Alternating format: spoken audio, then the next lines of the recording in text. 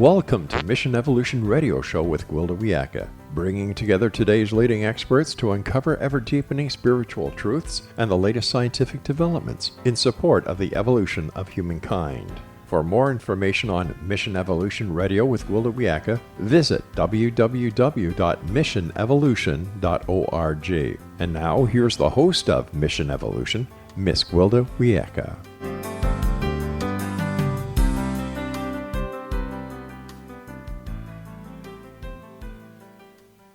Hello, my visionary friends. Thank you for joining us on another exciting adventure into future possibilities.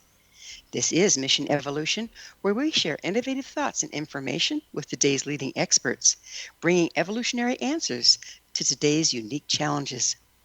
You, my treasured audience, are a very important part of this discussion.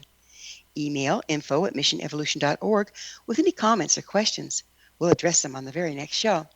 So take notes, sit back, and enjoy.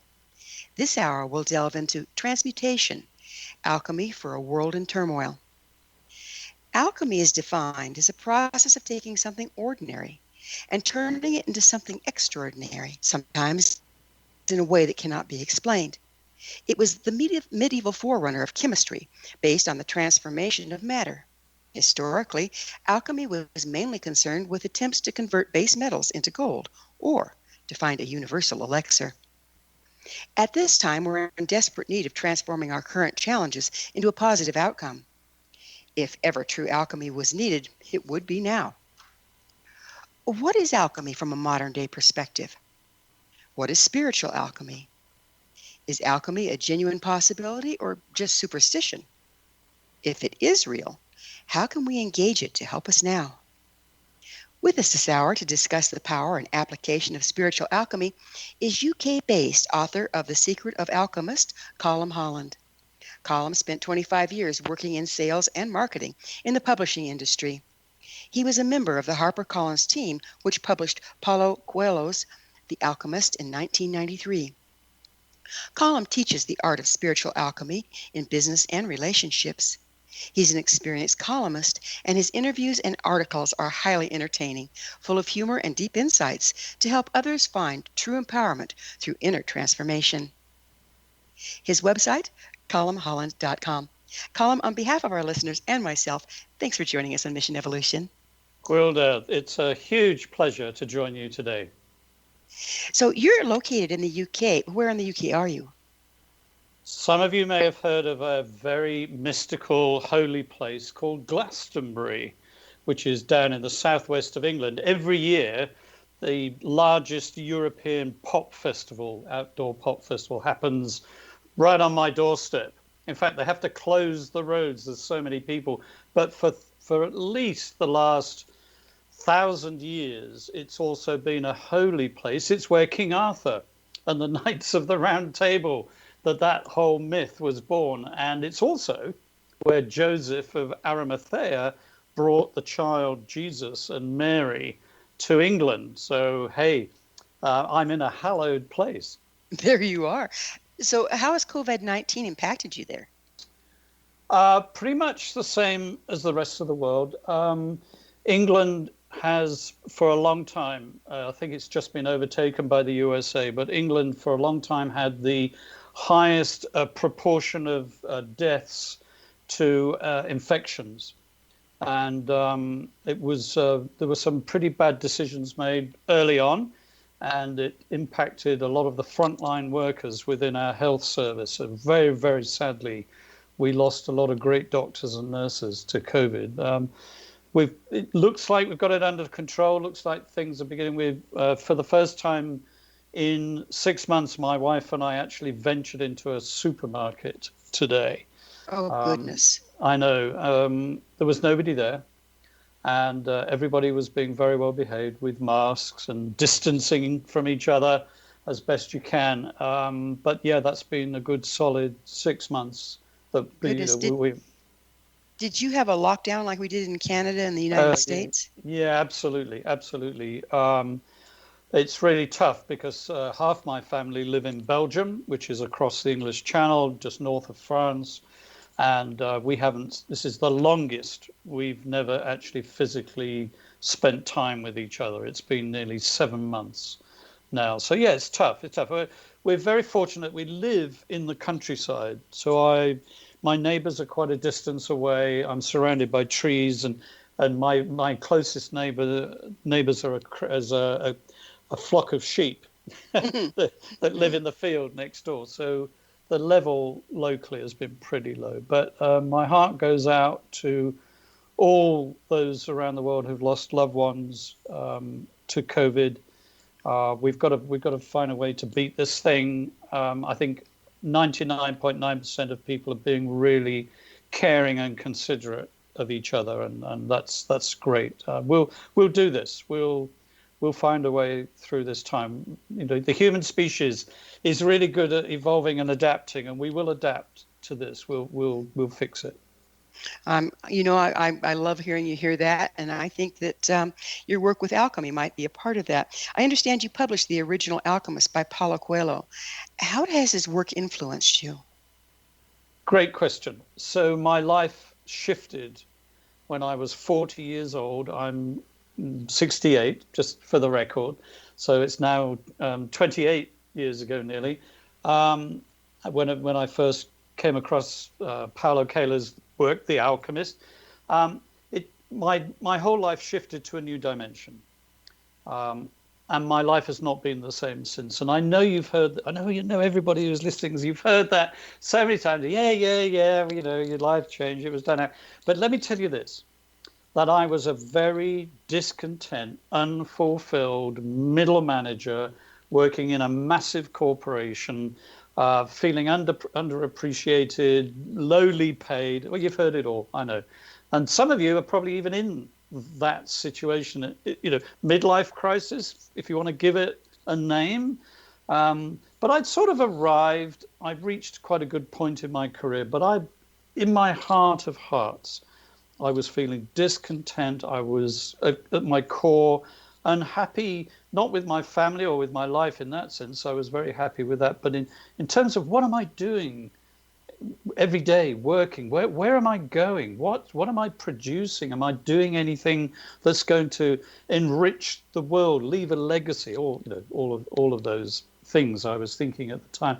And Paulo Coelho, believe it or not, at that point was unknown. Nobody had ever heard of him unless you lived in Brazil or maybe Portugal, because he was Brazilian. He wrote in Portuguese.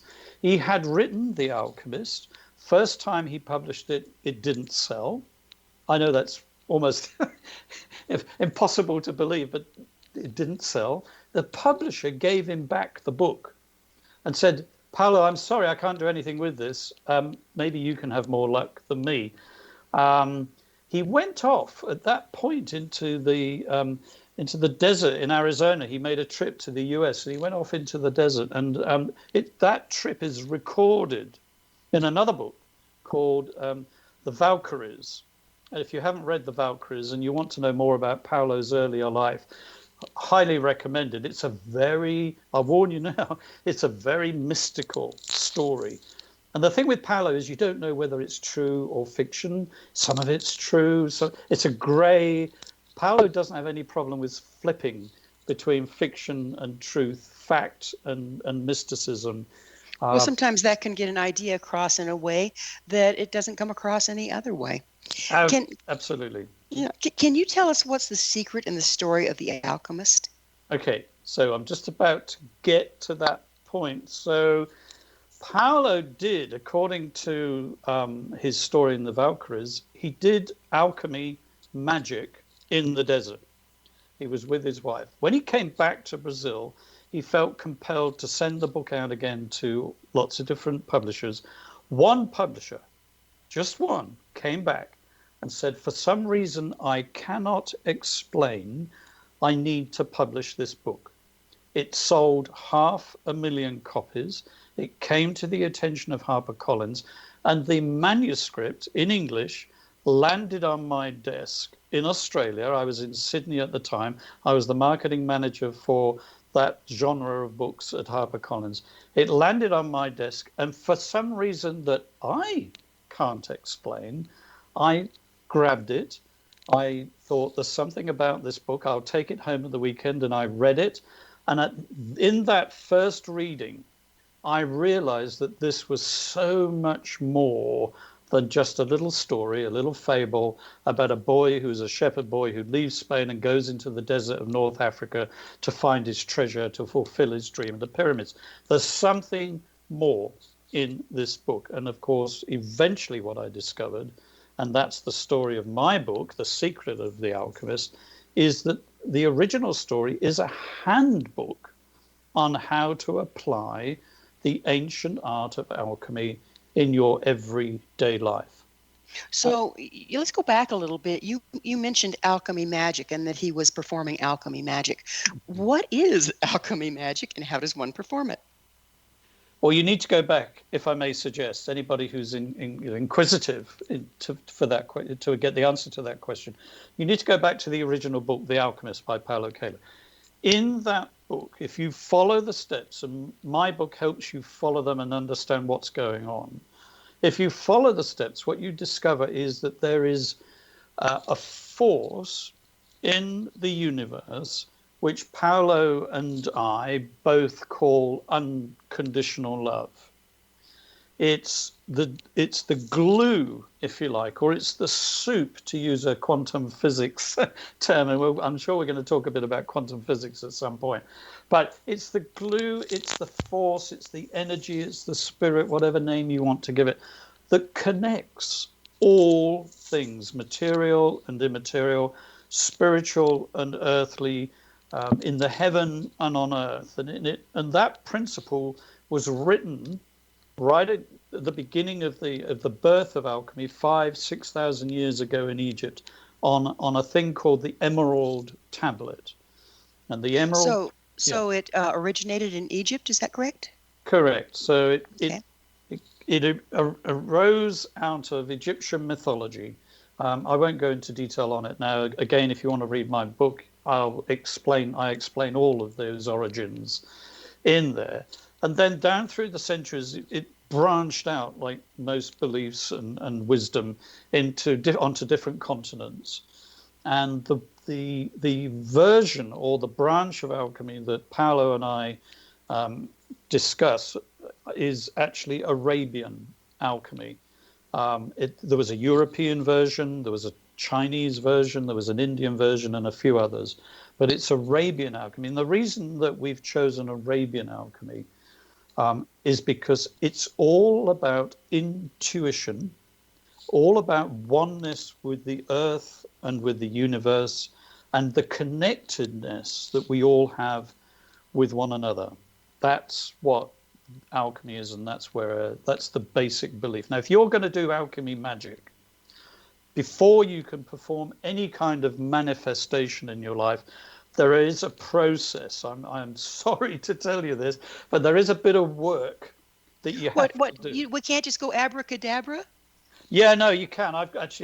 We're on the radio, but in my hand, I have a pen that my son sent me for Christmas as a what do you give the man who's got everything? So in my Christmas stocking, there's a pen. It's a gold pen, and on the top is the shape of a heart, and it has some glitter in the liquid in the pen. Where you've seen those pens where the glitter goes up and down, and he calls it my alchemy wand. If only it was all about just waving, like Harry Potter, just waving the wand around, and you can manifest gold, you can create better outcomes for your life and so on. If only it was that simple, though. Wouldn't that be lovely? Of course, it's not. We're going to have to take a commercial break, but on the other side, we'll get into alchemy, magic, and oneness. Colm and I will return shortly, so don't go away. You're listening to Mission Evolution, coming to you on the X-Zone Broadcast Network, www.xzbn.net.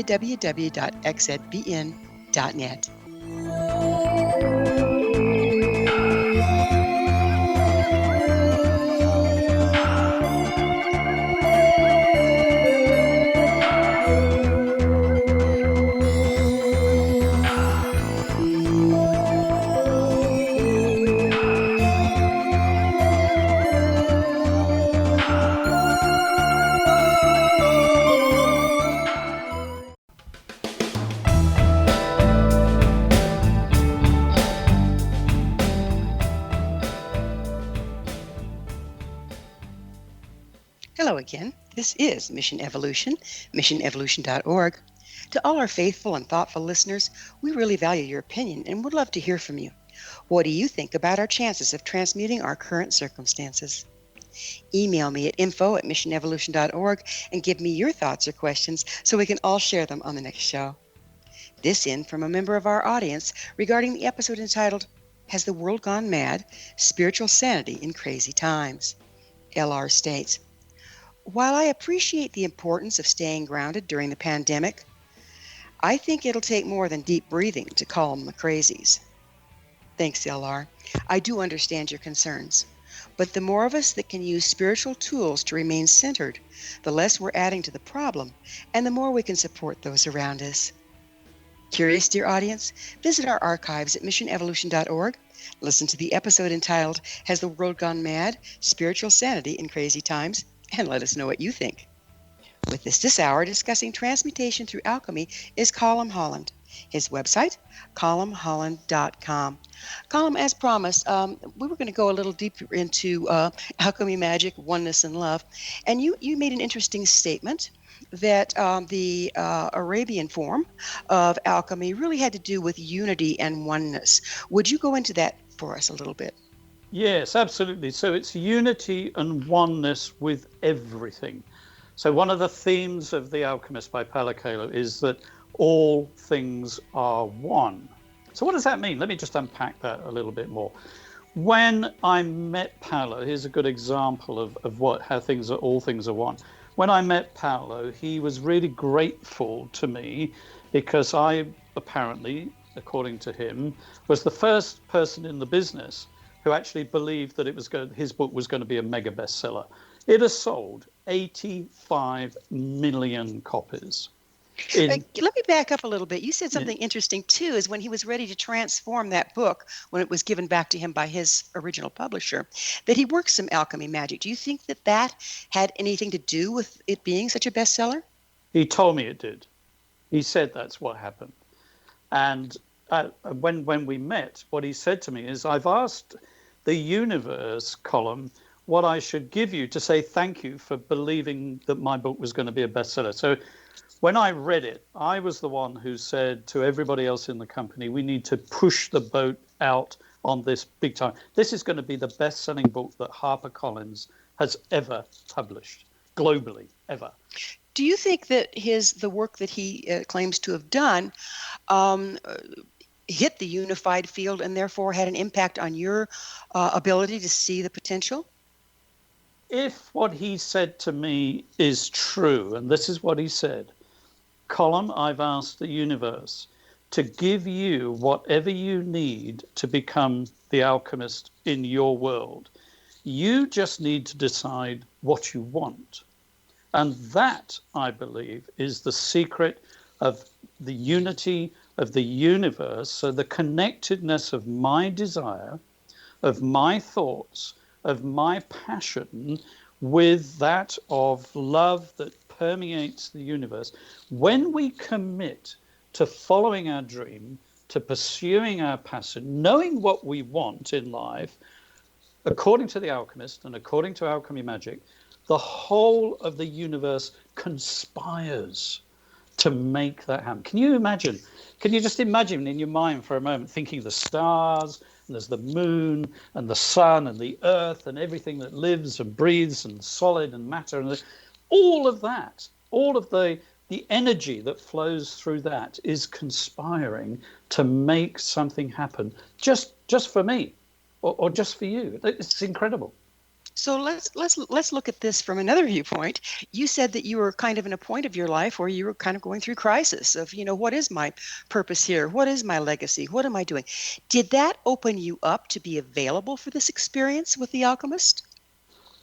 The way the story of the Alchemist tells this, and I think it's true in everybody's life who is on a spiritual journey of awakening, who is looking for greater fulfillment, who is looking to move to a higher dimension of spiritual understanding, there will come, and this is based on my experience and talking to dozens and dozens of people, there will come a moment when a person who we can maybe identify as an alchemist somebody who is a bit like the guy who stands in the aeroplane when we're about to jump and do our first skydive. He's the guy who says, are you ready? You've come this far. Look, you're in the plane. You're on the edge. You've got the parachute on. You're ready to jump. I'm just going to say, jump. And so the alchemist, and Paolo, I believe, was that alchemist to me.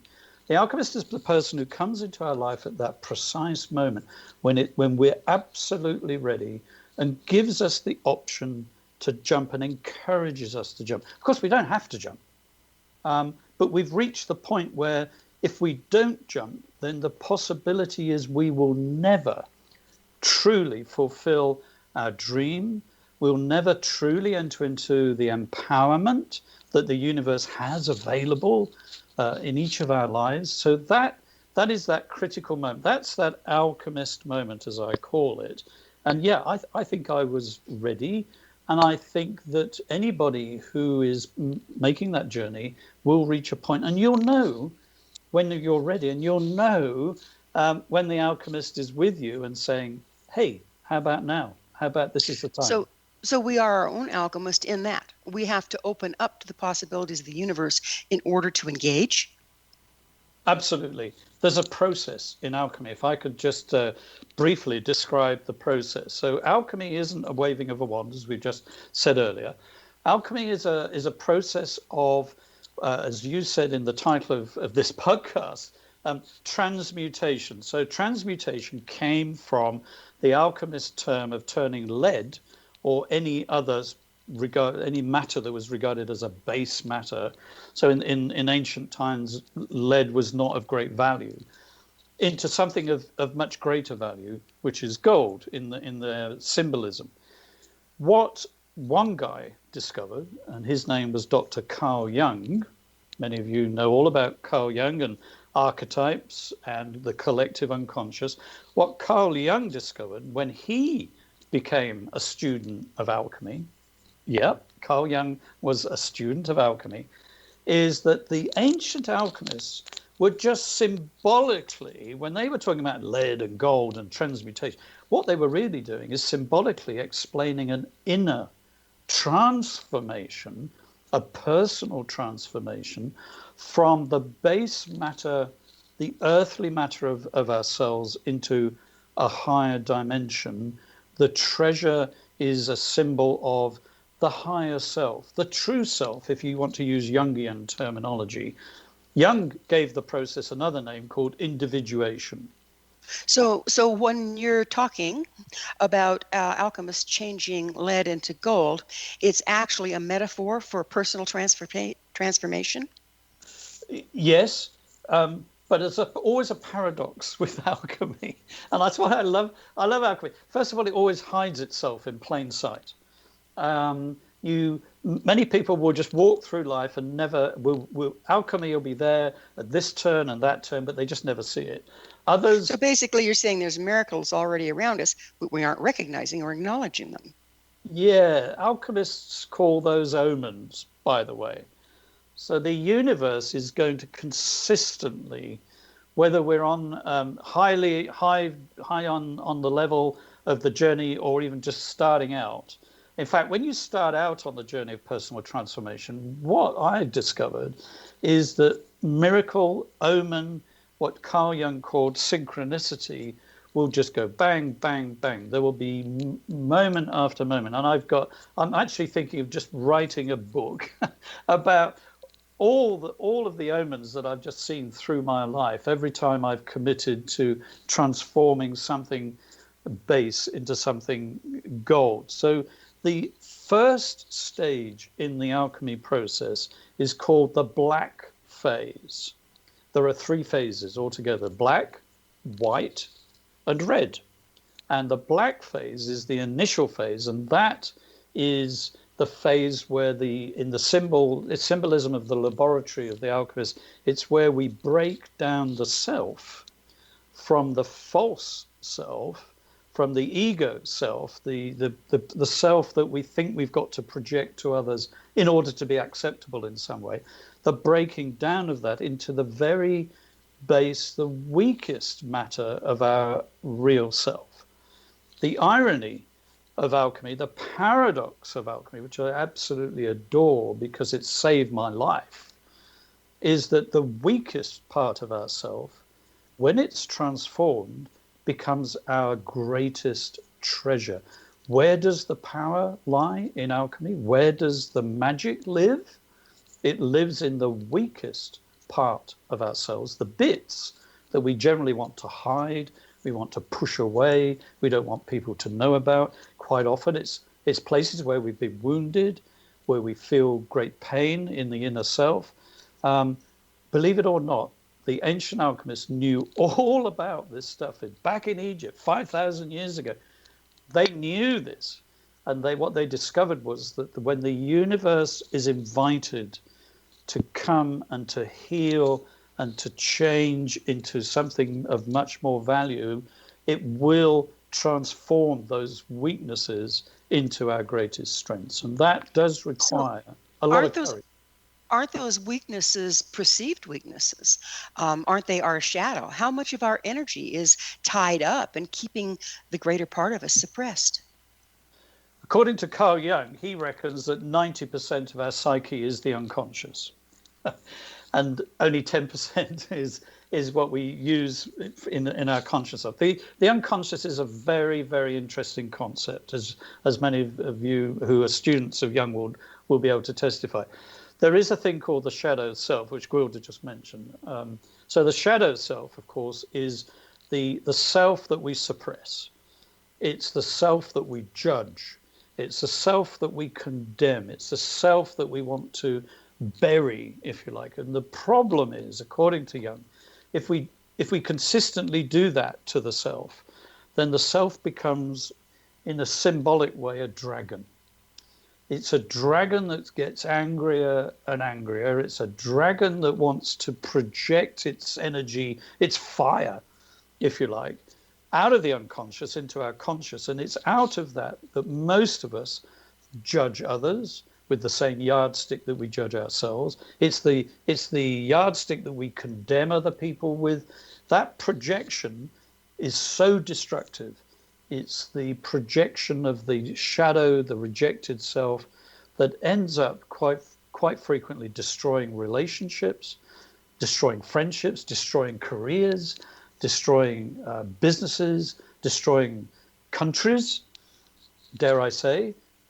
This is powerful stuff. This is the stuff that we all own. We've all got this. So the more each of us can take responsibility for, if you like, owning that shadow self and allowing the universe to enter into that self and begin to bring calm and healing and to ease the wounds, to accept, as you so rightly said, Gwilda, the bits that we reject. So if you are talking about the black stage in alchemy, that would be the stage at which we start to dismantle all our defense mechanisms in order to expose the wounded child that carries our power. Absolutely. The wounded child. I'm so glad you mentioned that. That is one of the topics we really should discuss in a little bit more depth, I think.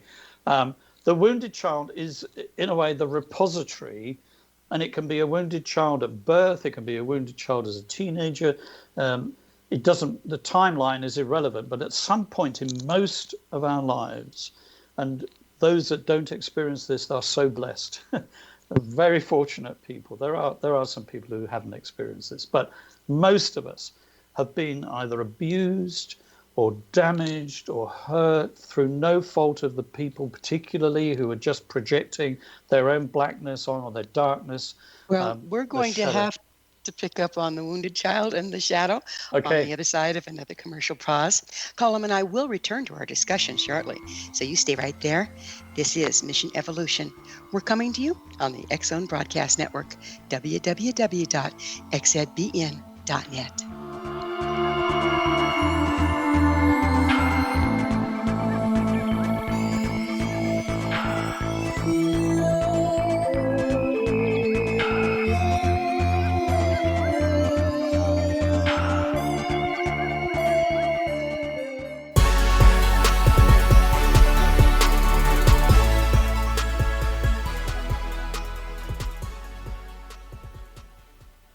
Welcome back. This is Mission Evolution. Did you know our entire leading edge, information packed past episode collection is available to listen or download with our compliments? Visit our archives at www.missionevolution.org for our ever growing selection of guests and topics. Our special guest this hour is Colm Holland. We're speaking about the modern application of alchemy.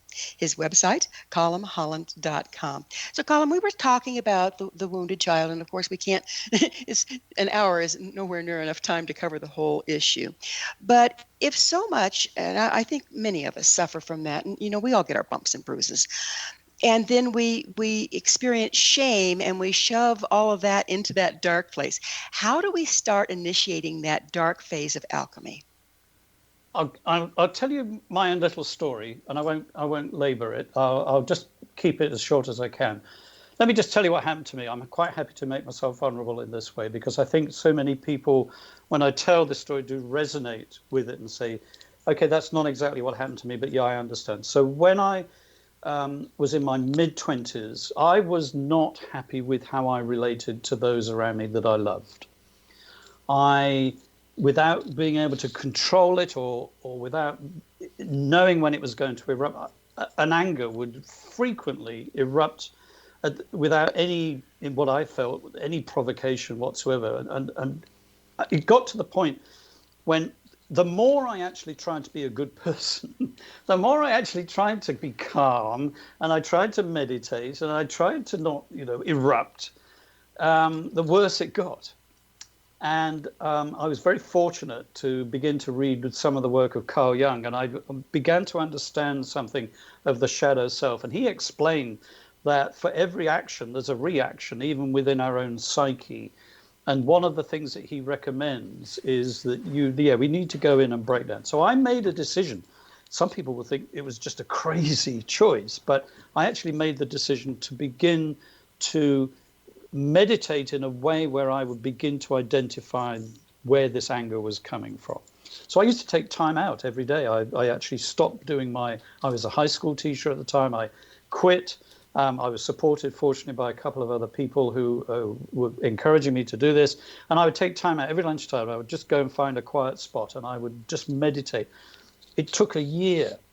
I spent a year of my life devoted to understanding where this anger was coming from. What I discovered was there was an inner child. There was a boy called Colm, and he wasn't very old. I think he was I finally discovered he was probably a toddler.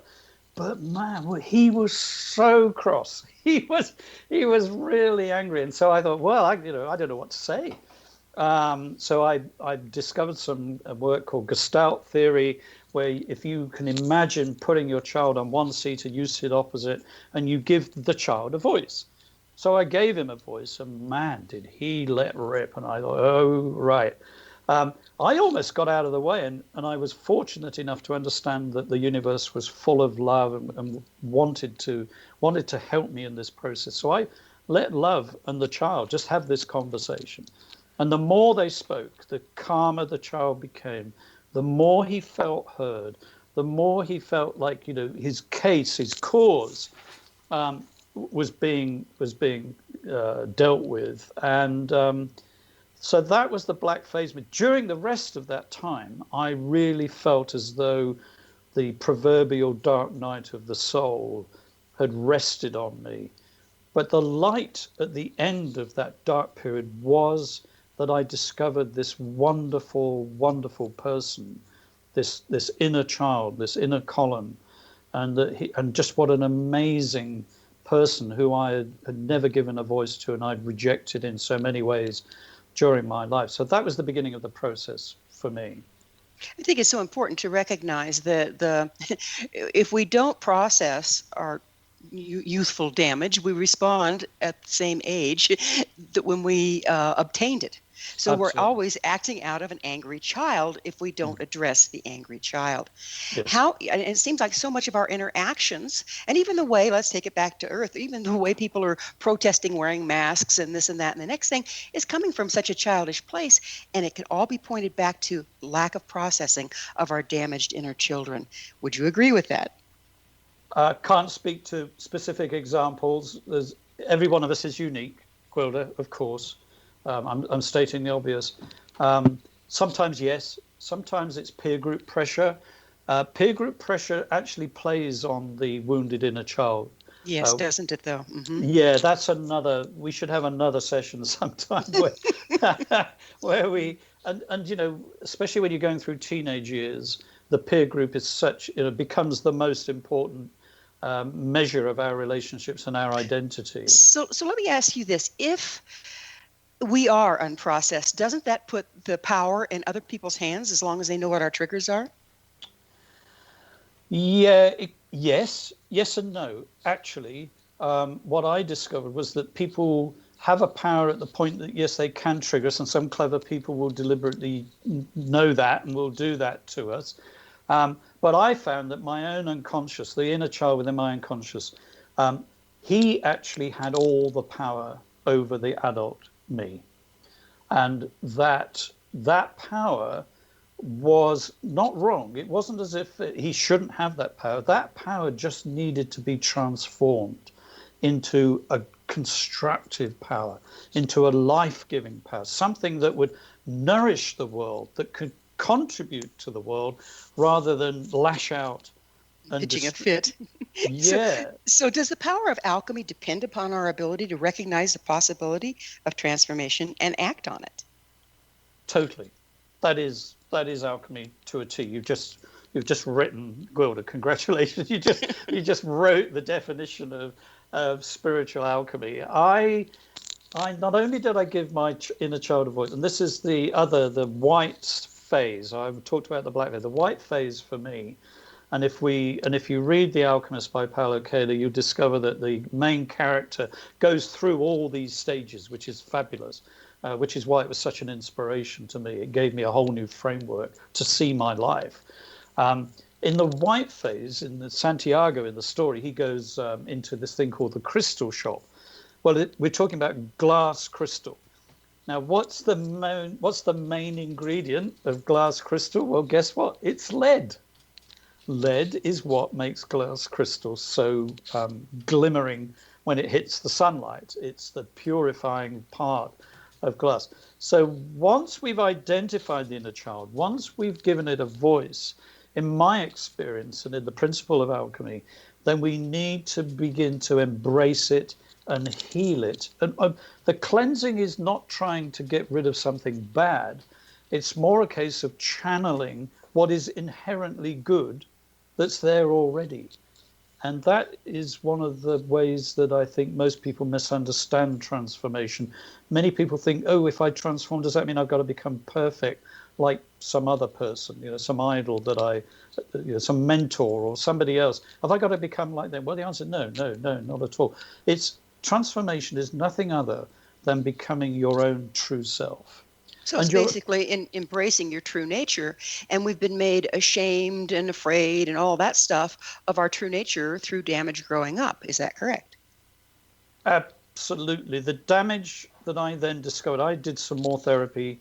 I won't go into it now because we haven't got enough time, but I went into some more therapy, and those people helped me discover what event had I buried. What event had I conveniently or deliberately forgotten, where I, like a hysteric, I'd split off. And for me, I discovered that my mother, when I was alone at home with her as a toddler, 18 months, 2 years old, somewhere around about then, when she was raising me, without being diagnosed, was diagnosed with a very mild form of epilepsy initially, but it got worse. Through my birth, it triggered a much stronger occurrence of epilepsy, and she knew when something was happening to her, and to protect me, and this is what's so amazing, to protect me, she used to lock me in a cupboard under the stairs, because she was going to lash out. I mean, she became quite violent, and I would. So it was more of an emotional epilepsy rather than just a convulsion of seizures? Both. Oh, Yeah. my The full. goodness. Yeah, the full work. How terrifying. Mm-hmm.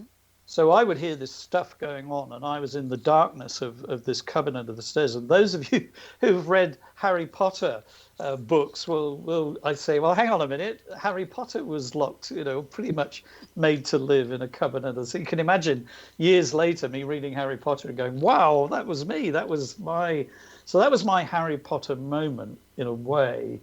And fortunately, she was discovered and diagnosed and helped, and she was able to manage it, and life moved on.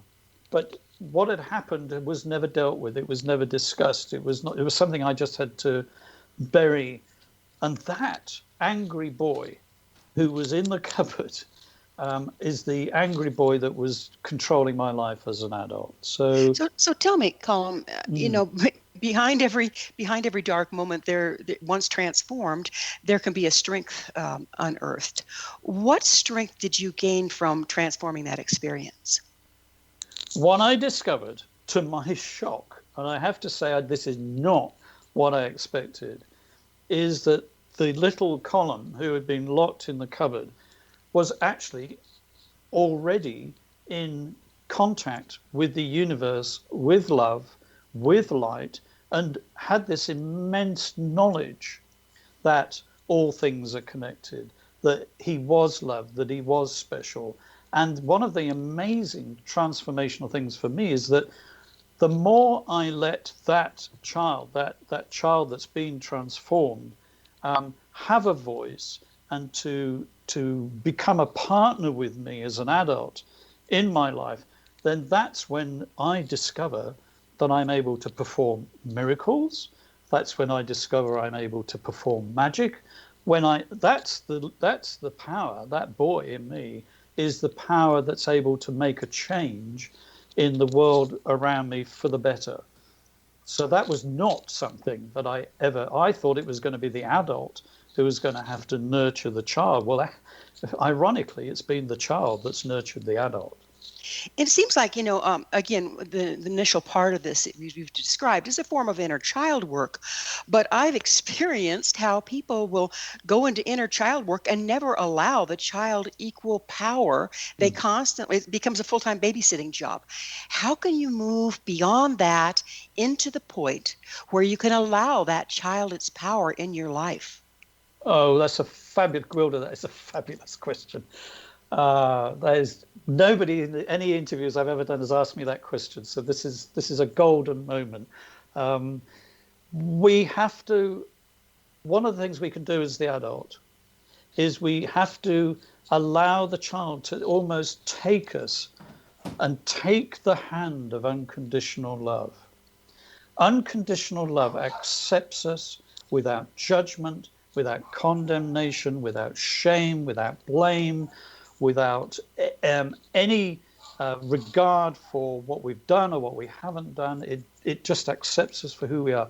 That child introduced me to that unconditional love in the universe. And when you do that, it will change your life. You will be shocked at how loved you are, and you will begin to see that love in other people towards you that you've probably never seen before, that you've maybe even rejected or you just couldn't accept in whatever way they were trying to. Suddenly, it's like you put on a whole new set of spectacles, not necessarily rose tinted, but because life doesn't necessarily change. The stuff still happens, stuff happens, bad things are going to happen, good things are going to happen, but your whole view of the universe shifts. And when you go into that shift, and again, this is all in the story of the original story of Paulo Coelho's The Alchemist. When you enter into that shift in relation to love and the universe, that's when you can begin to practice alchemy, magic yourself. Well, we are, again, going to have to go into a pause. On the other side of the break, we're going to talk about alchemy, magic, shift, and how we can apply it to change our situation today. Colm and I will be back shortly to continue our discussion. Don't go away. This is Mission Evolution on the X Zone Broadcast Network, www.xzbn.net.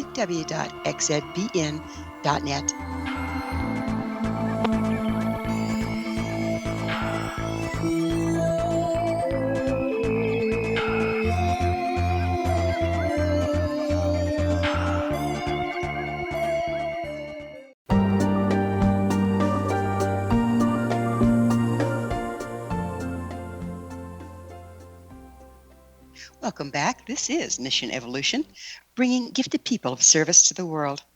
I love to hear from our audience. Your thoughts are very important to me.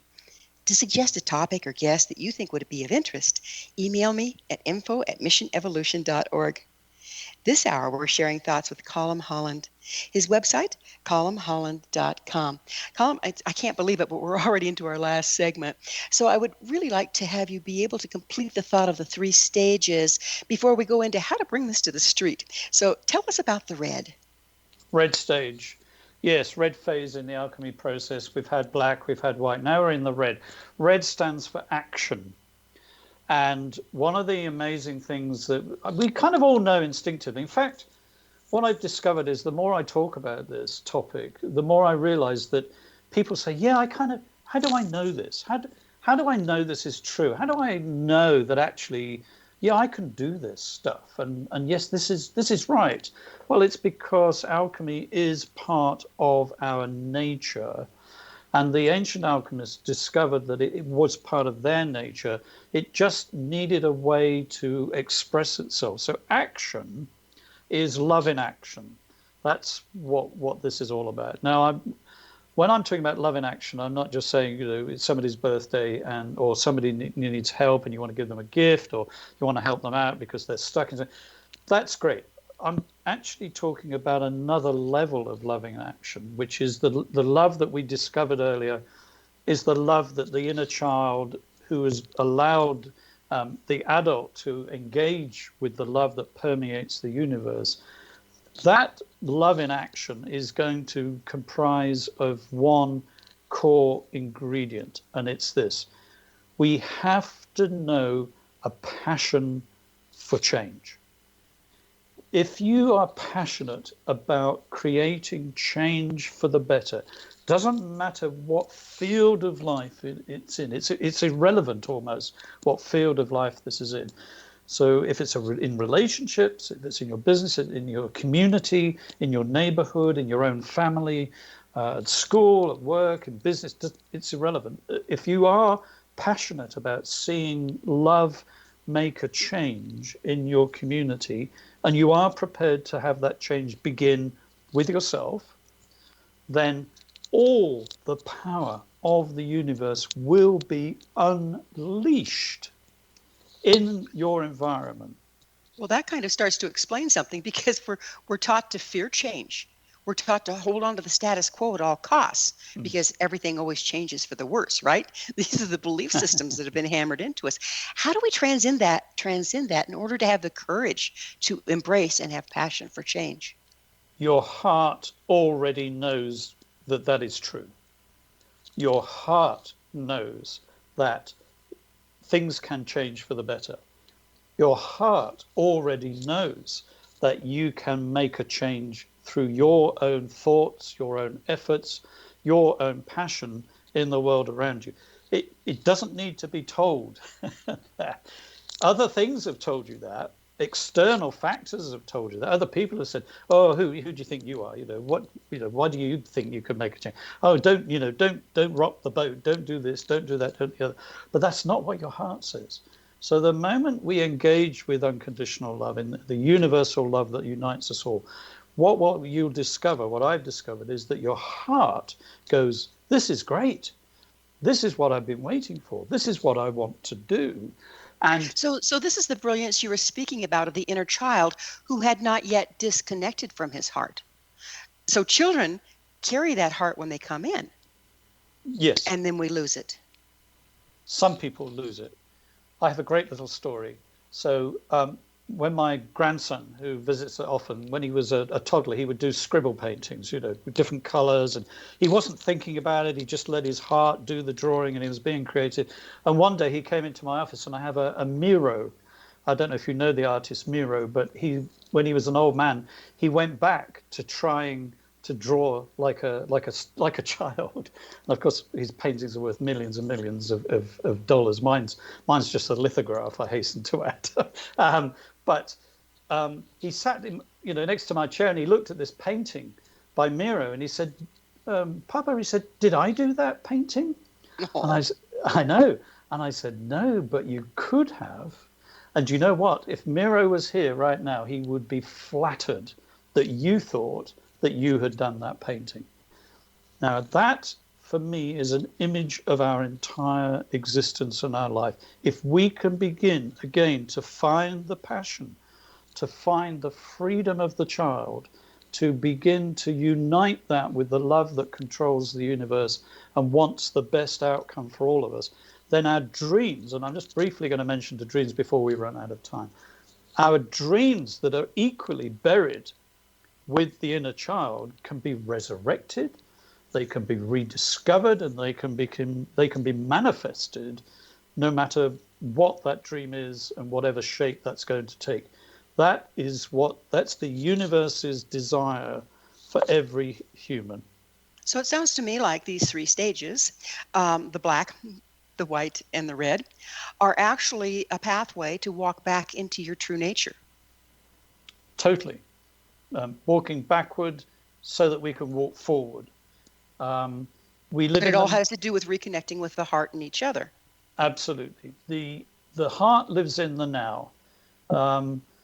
Human aspiration and dreams are forward projections.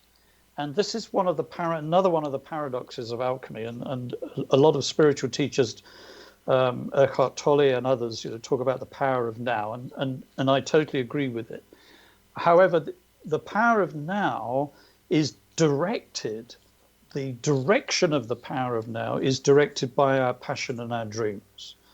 So it's important, in my experience, I may humbly suggest, that hold on to your dreams. If they've died, find a way to resurrect them. Spend time daydreaming again. Spend time thinking, how can I benefit my family or my friends or my society around me? What can I do to help make a difference? How can I bring the world back together again? Because this is the note I want to leave us on. We have the ability through our dreams to impact the quantum level. That's the principle that all the indigenous people that worked with dreams have come from. Can we re-engage that? And is that the alchemy process? The universe is doing it right now. I lived in Australia for 25 years, and I spent so little time understanding the indigenous dream They're time. amazing, yeah. Okay. The dream time is speaking to all of us in all societies, in all cultures, afresh. I feel it. I hear it. I'm sure it's happening in the US and in other indigenous cultures. That connectivity to the earth and allowing the earth to participate with us and us to participate with the earth. This is the age that we're in. And I have to say, there is an electricity about the age that we are in right now. With COVID or without COVID, without the climate change problems that we're facing every day, the world, the universe is saying to each of us, relearn, open your eyes, open your heart, be prepared to learn again about the unity and the oneness. What the universe wants is oneness. It wants unity. It wants companionship. All of those things. That's what the world is here for. That's why we're all here. This is our destiny together. So is the hidden magic of COVID and in the United States of the riots and of the climate change, is the magic there entering us, its ability to push us into the black stage of alchemy? I see, if you have the eyes to see it, I see more awakening going on than I see rioting. I see huge awakening going on in the whole Black Lives Matter movement. I see huge awakening going on in the climate change movement. We focus, the media tends to focus on the destructive stuff, but naturally, yeah. Mm-hmm. Yeah, that is the shadow side, because shadow doesn't just live in the single individual human unconscious, it lives in societal unconsciousness as well. But I am just amazed every day how many more and more and more people are awakening and are wanting to contribute and are wanting to bring life together again, wanting to save the planet, etc., etc. This is a great time to live in. I'm so privileged. I feel so privileged that I'm still here to see this happening, because, you know, the seeds of this started when I was a young hippie in my late teens. You know, we talked about all this stuff, but it kind of got overtaken. Now I just see the if you like, the age of Aquarius is just raising its smiling face again in a way that I never dreamt we would see this happening. It's really a privilege and extremely exciting to be alive right now, isn't it? Always, absolutely, and we mustn't miss out on the joy as an individual, the joy that we can engage in, we can discover if we are prepared to engage with our inner child, to transform and to become somebody who nourishes the soul of the world rather than diminish them. If we do that work, is it going to impact the people around us as well as our personal lives? The way that you relate to them, the energy that you bear in your thoughts towards them will be transformative, in my experience. That won't always be maybe the outcome that you wish, because sometimes truth needs to be revealed, and truth and integrity are bedfellows with alchemy, by the way. So there's no room for falsehood. There's no room for abuse. There's no room for hiding stuff away in alchemy. Alchemy will bring the light, the sword. It will cut open the truth and allow truth to prevail. But so not always will the outcome be maybe what we thought it was going to be, but it will always be for everybody's benefit, ultimately. Do we have to shift our perspective in order to recognize that in action? Your heart will do that for you, Gwilda, in my experience. Let's just remember for a second that the intellect is good to a point. Our conscious thoughts and our conscious understanding is good to a point. But the art of Arabic alchemy is to let the heart begin to lead you, and let your intuition, your innate wisdom begin to lead you, and to become the dominant force in the choices that you make and in the life that you lead. It is all about love and heart, and every religion on the planet speaks of those, don't they? Mm-hmm. You know, we are unbelievably just about out of time. In closing, what advice do you have for Mission Evolution's worldwide audience as we move through these challenging times? You can be the alchemist in your world. You can perform magic. You can perform miracles. If you are prepared to do the work in conjunction with unconditional love, then the whole universe will conspire to make that happen. Doesn't that unconditional love really have to start with unconditional love for ourselves? The most selfless thing that you can ever do is to allow love to love yourself. And that brings those parts out of the shadow. Absolutely. Again, there's the paradox. That's the paradox of alchemy. Well, Colm, it has been so wonderful sharing magic with you, and I hope the magic ripples out into the world and has a positive effect. But unfortunately, we are out of time. Thank you so much for coming on the show. Thank you, Gwilda. I'm so grateful for you having me. Thank you. Thank you. Our guest this hour has been UK-based author of The Secret of Alchemist, Colm Holland. His website, columnholland.com. Remember, our entire information-packed past episode collection is available for listen or download free of charge. Visit our archives at www.missionevolution.org for our ever-growing selection of guests and topics. This has been Mission Evolution with Gwilda Wiyaka on the X-Zone Broadcast Network, www.xzbn.net. Please listen to our past archives for all sorts of fantastic guests and information that will serve us during these challenging times. And join us next time as this mission continues, bringing information, resources, and support to help transform an evolving world.